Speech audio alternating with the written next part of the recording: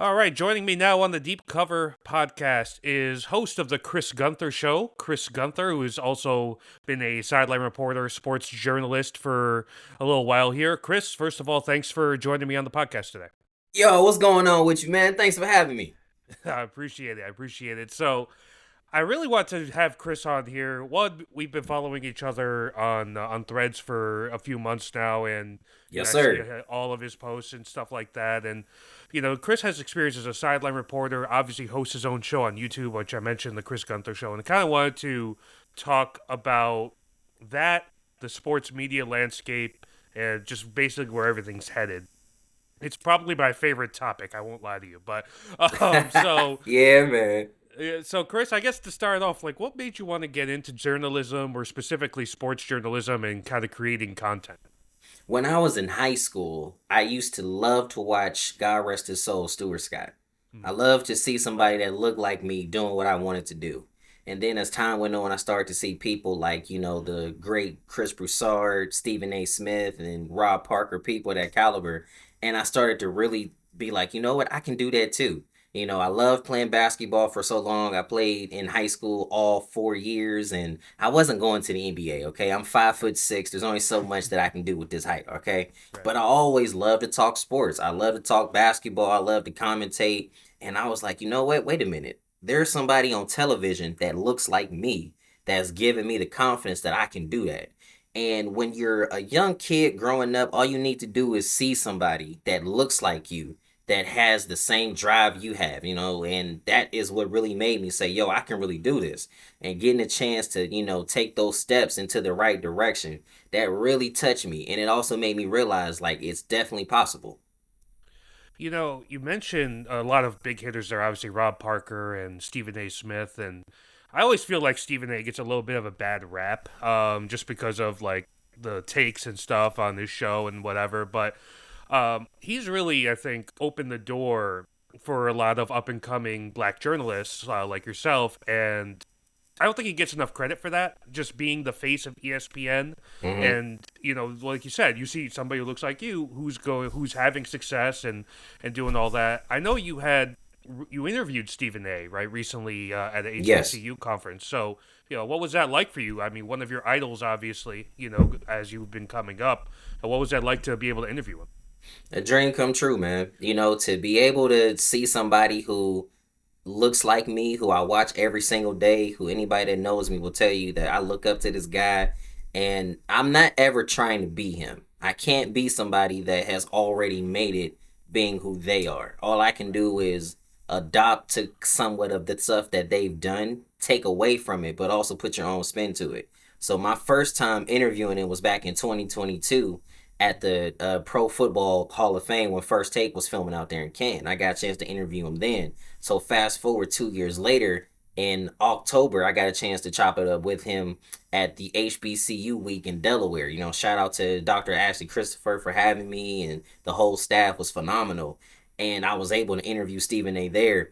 And man, when I tell you, that was one of the moments that really hit me like, dude, I can really do this. To be able to chop it up with somebody of that caliber and for them to know who you are, that goes to show that, yo, I can really do this. I just got to keep pushing. Yeah, so it's kind of like this hustle mindset with it now, right? Where Yes, you're just sir. kind of, it's all about. I always like talk to people, and I've been writing mostly for the past 4 years, right? I started in tech, and I have graduated to sports, or Hmm. however you want to call that. But people always say, "Well, I want to write too. How do I do it?" Blah blah. I'm like, well, you gotta kind of be committed, like, Yes, you do. I just posted about this online. I just published my 400th piece since I've been writing, right? And Congratulations, man. thank you, I appreciate that. And it's just like people say, "Yeah, I could do this," and I've had people come up to me. It's like, "Oh, well, I could write on this platform too." They write one or two articles, and then they go away, and it's a craft where you got to keep Yep. on working at it, right? And I always say, like, 100%. yeah, it's more craft than art, even though there is a little bit of art to it, right? But it's just, it's not for everybody, and I think that's kind of like the thing. And when you have the drive, have the motivation, people like Stephen A. definitely see that, and you end up going places.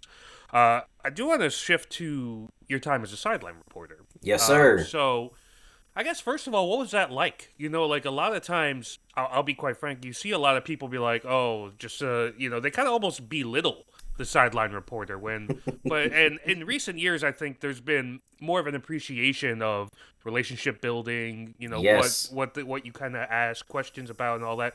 So, what was your experience like doing that? In the time that you were doing it. I loved it, man. Because I love basketball. It's been my favorite sport ever since I was a kid. And being able to cover it on that level was just a dream come true. Just because the dream aspect, when I say dream come true, it's because I'm taking a step in the right direction to make my dream come true. It was another step in the process of it. And being with the Cleveland Charge was a lot of fun. I had a lot of great, interactions with the players and the coaches, and you're seeing some of the best basketball players in the world. Some people think that because they're not in the NBA, then they're not that good. But I'm telling you right now, take any player on any G League roster, drop them in the gym, they will not lose not one game. And they won't even be playing full to their potential. They just trying to break a couple. They're just trying to break a good sweat, go up and down a little bit, get some shots up. Cause I played rec basketball, okay, and I'm a pretty good rec player. I'm nowhere near an NBA player, okay. I'm just gonna be honest with you. None of us are. And for people that work in this industry, we know how tough it is. We know how good you got to be, and we see it every day. I saw it every game. I saw it in warm-ups, etc. Being around those players that were just phenomenal. And I thought for sure a lot of guys I got a chance to watch were going to get their call ups, but it goes to show you just how hard it is to get a call up because everybody's competing for it. But just because those guys don't get it, it doesn't take away from their greatness. It's a lot of really great basketball players that are in the NBA G League, and getting a chance to be a sideline reporter watching them do their thing, it was a lot of fun. I mean, you could argue it's a top five league internationally, right? Obviously, Heck the yeah, NBA is 100%. one. You got like the NBL in Australia, and then the French league in France has gotten a little bit better. But G League is right up there with those international leagues, I think, in terms of talent. It perhaps even surpasses it. And a lot of people I think don't really account for the grind of being in the G League. Yes, sir. And It is a grind. They should have yeah. changed it from the G League to the Grind League. It's a grind, man. 100%. It's a grind. Yes, sir. Yeah, and it reminds me of this quote that Brian Scalabrine had a while ago where he would do these videos on a local Boston newscast where he Mm-hmm. would just go into like, a Lifetime Fitness or something and start giving people work. Yes. And he would just be like, this is the end of a bench guy in his NBA career and he said, "I'm closer to LeBron James than you are to me." And He's telling the it's truth. it's the truest statement because when you consider there's like hundreds of thousands of people who play high school basketball. 1% of those people make it to Division 1 college. Yep. Then 1% of that 1% actually make it to the NBA. So you're talking about tenths of a percentage of upper level talent. So, And you got to have a you lot know, going for you, too. what really kills me about it, Chris, is like people get online on social and they'll just be like, "Oh man, I could hit that shot, blah blah blah blah. You could No. park me in the corner. I'm gonna start making threes." Like, no, you're not. No. Like, And you need to stop. it is And no disrespect to them at all, but for mhm, those of us that cover the sport, for those of us that have been in those arenas, that have yeah, seen a high level of competition for basketball, none of y'all can be in that position and say, yeah, I can make that shot. No, you can't. Because the game is so much faster. It's so yeah, much quicker than what it actually looks like on television. There's a difference. Now, the level of speed is different between G League and the NBA, of course. but the reality is that speed is there. And you got to even be in a position because I remember I was talking to a couple of, some of my friends about how, how hard it is to even get a tryout with anybody. Mhm. And I know a lot of G League teams, what they'll do is they will have guys come and try out for them. 99.9% of those guys are not going to make the team. I'm just Mm. going to be honest with you. They're not going to make it. That 1% will, but that 1% that makes that team probably isn't going to crack that roster, probably isn't going to get as much playing time as they think they are. But every once in a while, you'll have guys that are able to go to a local tryout, make the team, and become the best player, and they continue to, really elevate what they're playing. Kind of going back to just the process of reporting for a team on the sideline there. What kind of research would you kind of get into to prepare yourself for a game? Obviously, just like athletes, when we're about to cover something, we have to research, do our work, and kind of do our due diligence. What was that process like for you? Well, the process for me was watching some of the games and getting a chance to try to, be as familiar with the team.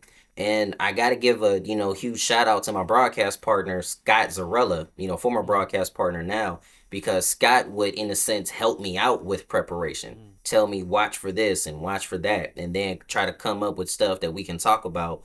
And a lot of that I know, I give credit where credit's due, man. Scott is great at his job and he's great at, kind of preparing you, but I still had to do my own things. I right. still was making sure that I was watching the games. I still made sure that I was, taking down notes. And then sometimes at the games, you could have something prepared that you want to talk about. And then all of a sudden, boom, you got to switch it up right then and there and get ready to make those adjustments on the fly. That's just how this game goes because we all know at any given moment in basketball, something can happen. Boom, it can switch just like that. And you got to be able to make those adjustments. So talking on the things that Scott would mention to you, where Hmm. is there something like that the average person watching at home wouldn't think to look at that he, as a veteran broadcaster, was able to kind of guide you to look for? Like, is there some things that, like a nuance that maybe we don't see in games that, that he kind of pointed out, like, hey, look for this. This is an angle you could take, or this is something you could dig into. He would constantly tell me, become immersed in the game. Don't just Mm, ask those surface levels questions like, "Hey, coach, how's it feel to get a win tonight?" Nah, like you want to break that question down, and you got to really pay attention to the games. My first season, I was struggling with it a little bit, but by my third game, I kindly, I sort of figured it out. And the more that you practice, the more that you do stuff, the better that you get at it.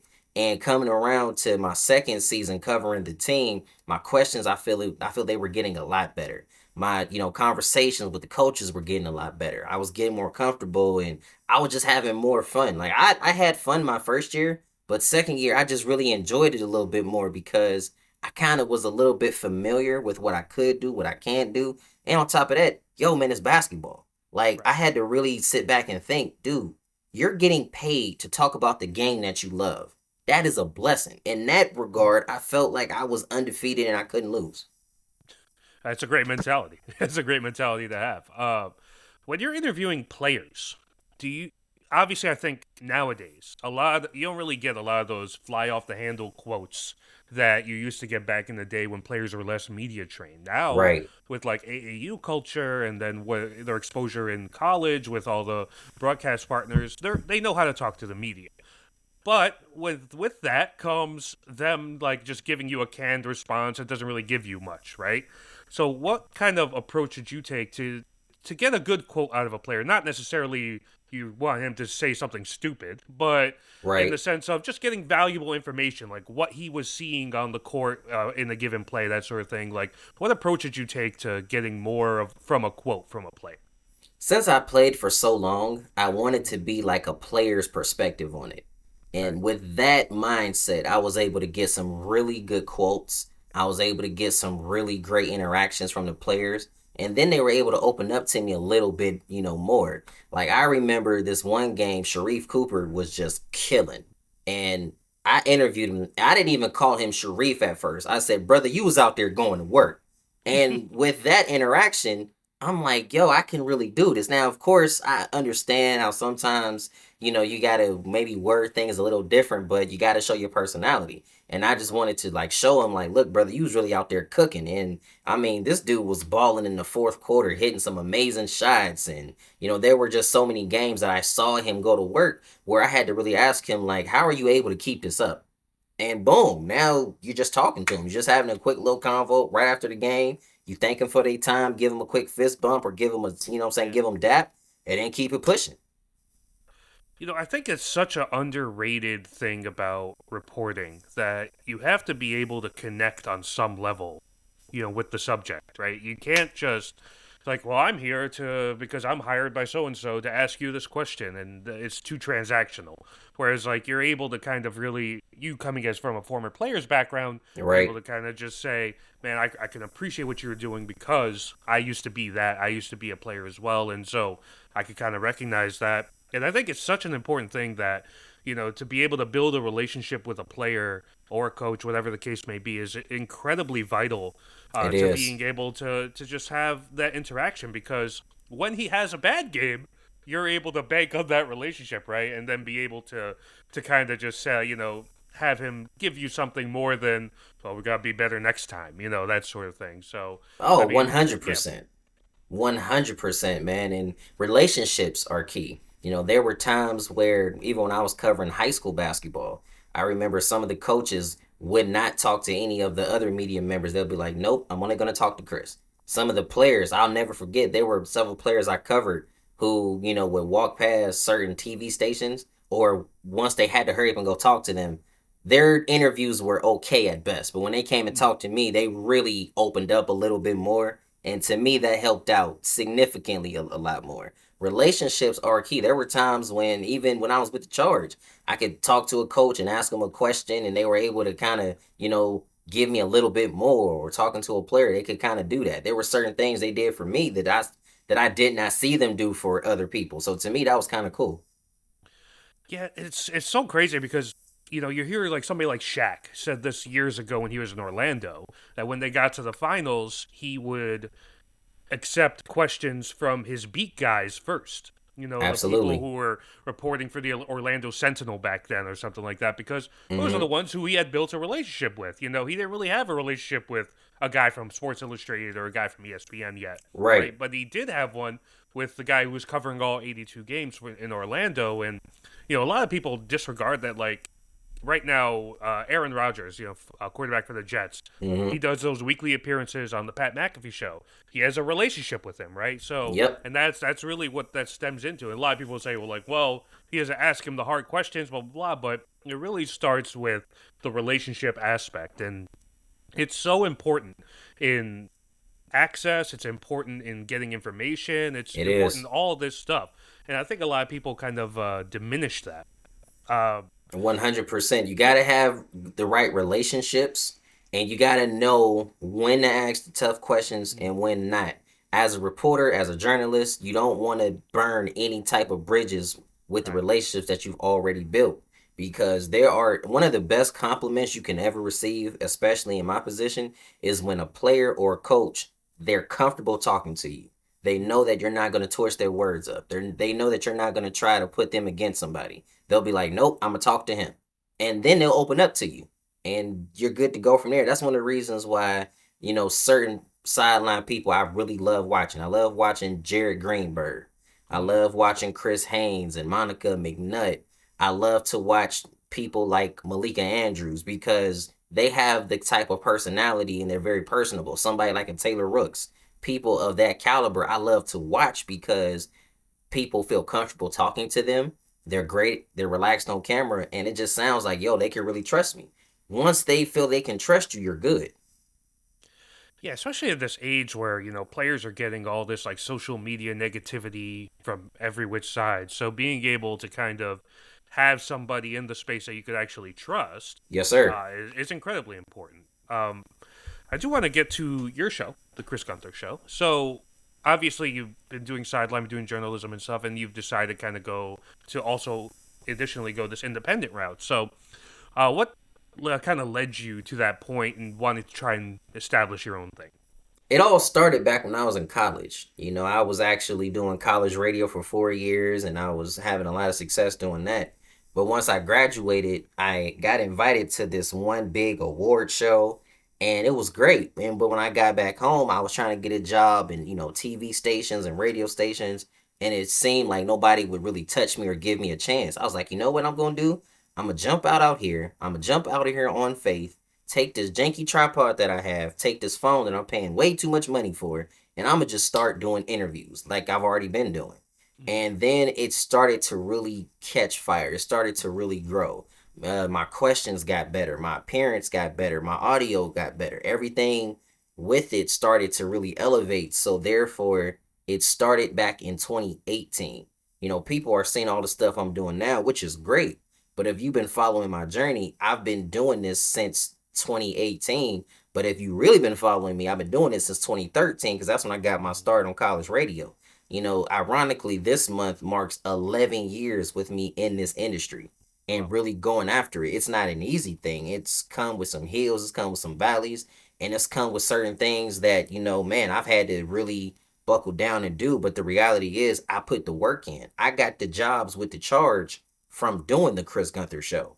I've gotten several opportunities from doing the Chris Gunther Show. So whenever somebody asks me, exactly what is it, it's my brand. It's something that I've worked really hard on doing. And it's also something that has provided me with opportunities that most people will never get. What do you think are the challenges of independent media? I mean, there's obviously it's like a credibility thing that you try to establish over time, but in your experience, like what have you found to be the biggest challenges of kind of going out and doing your own thing? One of the biggest challenges is visibility, getting the right people to see you, getting the right people to hear you. That's where it goes back to relationships. Once people have that relationship with you, they're going to be able to kind of trust you with their stories a little bit more. And then once you're able to, share that content to your readers and share it to the people that are supporting you, now you're getting more eyeballs on you. But that's very challenging, and we live in a day and time now where it's a billion podcasts out there. And now everybody's a content creator and, everybody's doing this and doing that. And it's challenging because you got to get the right people to watch you. But you also have to know your lane, know what works best for you. And the reason why, the good Lord has blessed me to do so much is because I know my lane. I know I can talk to this coach. I know I can cover this game. I can interview this particular player.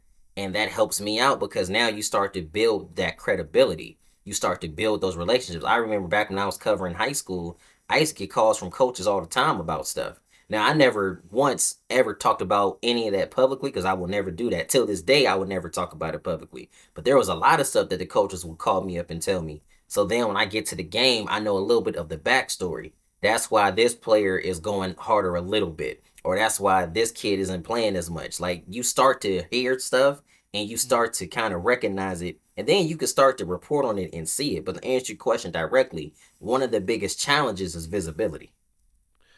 Yeah, I always find you mentioned 1,000 people have podcasts. Everybody is the doing their own thing. Everybody's a content creator, and it's like you said, catching your lane and being able to stand out from the crowd. And I guess outside of being familiar with speaking to coaches, I mean, what makes you, in your eyes, kind of stand out from the crowd?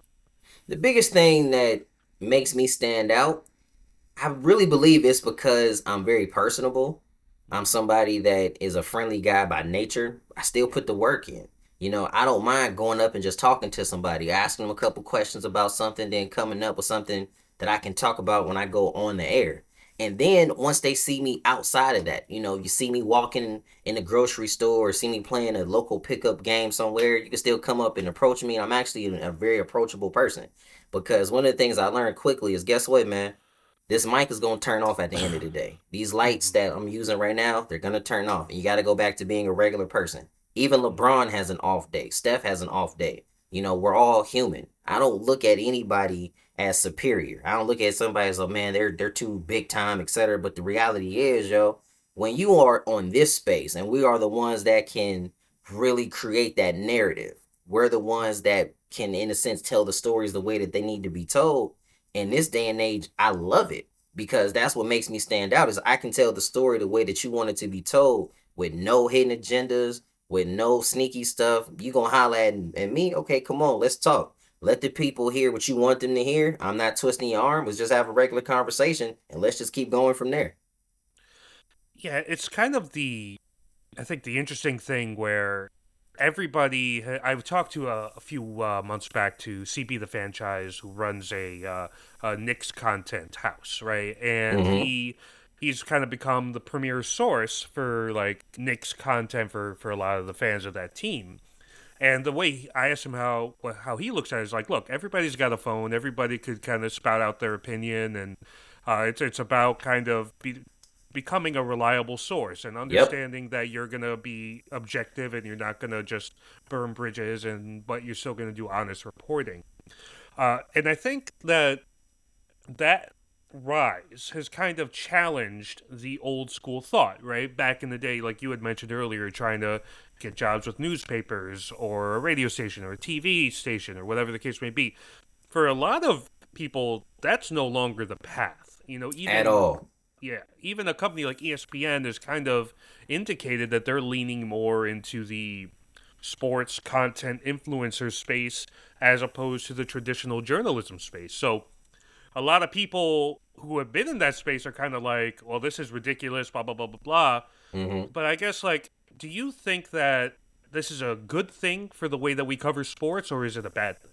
It's a great thing because back in the day, you had to really wait until after the game was over with to see your highlights, to hear somebody talk about the game, to, kind of get somewhat of an inside scoop. But nowadays, you don't have to wait that long. You literally can scroll on your phone, go on a social media feed, and see a quick highlight. Or once the game is over with, you see like those of us that work in this field in the locker rooms talking to the guys after getting a quick quote from somebody and then posting it, and now that continues to get more views and things of that nature. So I really feel that it's a good thing because it's so many ways to get a job done nowadays. Nobody has to do it the traditional way. You have guys like myself that tried the traditional route, tried to do it the way that everybody else did it, and it just wasn't me. And honestly, I don't shy away from it now because Mm. it wasn't meant for me to do it that way to begin with. As much as I still do have those big dreams and aspirations to be on one of those major platforms, I also have the aspiration not to want to be boxed into just doing one thing. That's why when people come onto my show and they take a look at some of the stuff I've done, yes, I can talk to a guy like Stephen A. Smith, but I can also go talk to somebody like Michael Vick. I can also go share, some great news and chop it up with somebody like a Monique and Jess with the mess. And then, the list goes on and on. And it's all about knowing what you do best. But in this sports field, it's great to make sure that you have other avenues to get the message out.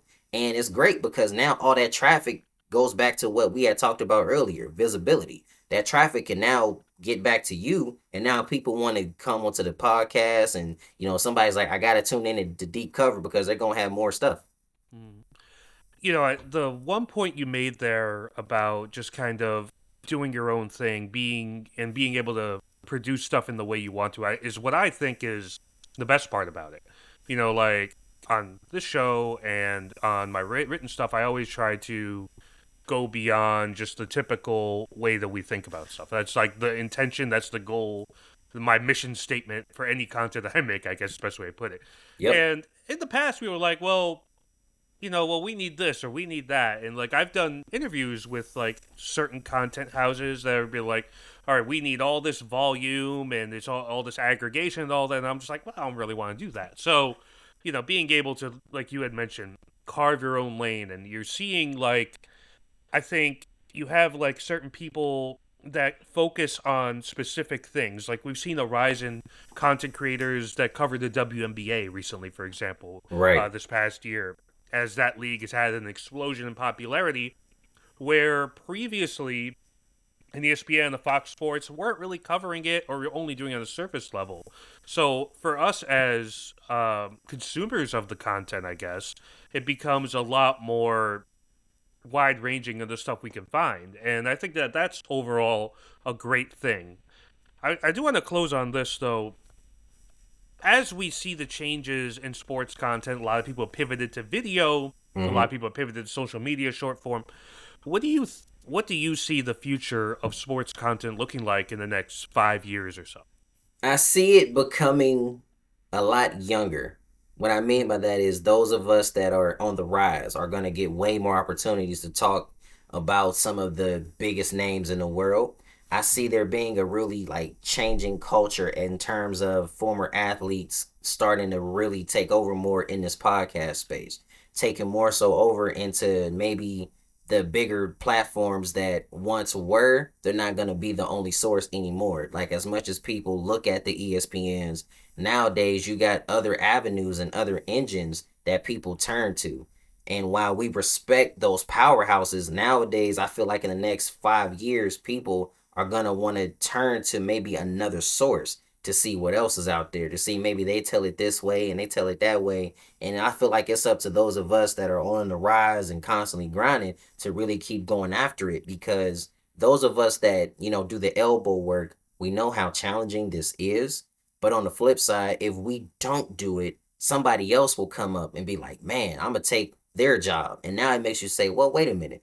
I was working crazy hard and I don't want to ever just give up my spot. The way that I would equate it to is, because I played ball for so long, I wanted to stay in the gym, not just because I wanted to be the best that I could be, but I didn't want somebody to have that edge over me to feel like, man, I'm about to take his spot. So I just feel like in these next couple years, there's going to be a lot of guys that are on the come up that are about to take a lot of people's spots. Yeah, I agree with that. And especially you mentioned the player podcast aspect that has boomed in popularity recently, but also I think like there's like these subsections like where people are analyzing game film. That's become much more popular in both basketball and football coverage. We're seeing more people kind of hyper focusing on smaller niches or Yep, that sort of thing, and it's I think the internet's a huge place, man. So you're able to kind of reach fandoms at different levels. I agree. I've recently started covering arena football and have a relationship with that a new league that's forming up. So, and there is an audience there, right? And so it's not a situation where like for ESPN they're always thinking big picture, right? It's why they always talk about the Lakers and the Cowboys, right? Rightfully Because so. yeah, those are fandoms that are huge and that's gonna push numbers, right? But now people can kind of find the numbers in their own way because, like, there's people out there who really want to dive in on coverage of the Minnesota Timberwolves, for example, and a team that maybe in the past didn't get a ton of national exposure, but there's people who want to dial into that, right? It's just Right. kind of, and I think that's the way forward as well, where you're just looking at people are really finding their target and just going after their target because these platforms have enabled them to do so. And 100%. I think it's a good thing, right? It's a good thing to get wider coverage of different types of sports content and even stuff that's like you see people who are like focused on like sports fashion, for example. Like that's an interesting subculture. I think It it's sure I think it's an is. interesting thing. It's yeah. So I think we're headed to new times that are also exciting. But Chris, I appreciate you coming on. Oh, thanks for having me. Yeah, this is an awesome conversation. And obviously, I just want to give you an opportunity now to plug where people can follow you and check out your show and all that. So you guys can follow me on all social media at Chris Gunther. Be sure to subscribe to my YouTube channel, The Chris Gunther Show. I'm also an entertainment contributor on the Raw Report KBLA Talk 1580 in Los Angeles. You guys can catch me on there. And you also check out my website too, thechrisgunthershow.com. Thank you for having me today, man. Greatly appreciate it. And yeah, man, let's just keep doing our thing. Let's keep going up. Appreciate that. Make sure to follow Chris on all those platforms. I'll have them linked in the show notes. If you like this podcast, make sure to check it out, subscribe, and follow on Apple, YouTube, and Spotify. Until next week, I'm your host, Omar Zaran. Thanks for tuning in for another edition of the Deep Cover Podcast.